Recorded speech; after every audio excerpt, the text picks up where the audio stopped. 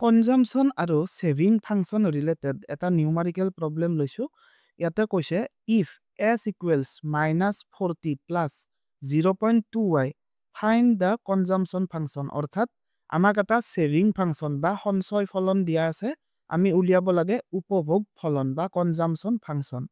ইয়াতে সেভিং ফাংশনত -40 যে দেখা পাইছা এই 40 টো হৈছে অটোনমাস কনজাম্পশন বা স্বতন্ত্ৰ উপভোগ দেন 0.2 হৈছে MPS প্ৰান্তিক সঞ্চয় প্ৰৱণতা আৰু y মানে হৈছে ন্যাশনাল ইনকাম এই প্ৰবলেমটো আমি কেনেদৰে সলভ কৰিম আমি জানো যে saving is equal to income minus খৰচ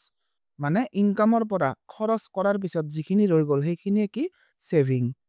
আমাক ইয়াতে দিয়া আছে s ৰ ভ্যালু আমি উলিয়াব লাগে c ৰ ভ্যালু সো c সেপাৰেট কৰা মাইনাস c যে আছে ইয়াক লেফটলৈ আনা c equals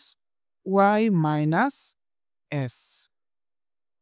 c equals y minus s মানে কিমান দিয়া আছে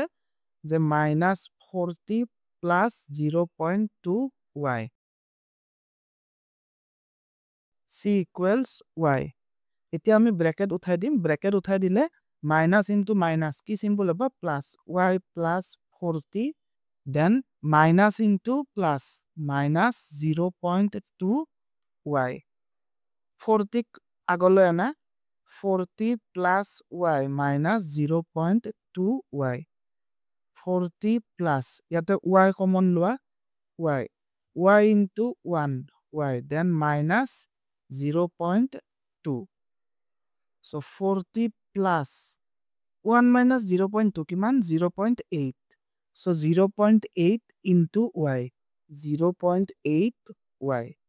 এইটো হৈছে আমাৰ ৰিকোয়াৰ্ড কনজাম্পশন ফাংশন বা উপভোগ ফলন ইয়াতে 40 হৈছে অটোনমাস কনজাম্পশন বা স্বতন্ত্ৰ উপভোগ 0.8 হৈছে MPC মাৰ্জিনাল প্ৰপেনসিটি টু কনজিউম অৰ্থাৎ প্ৰান্তিক উপভোগ প্ৰৱণতা আৰু y হৈছে ন্যাশনাল ইনকাম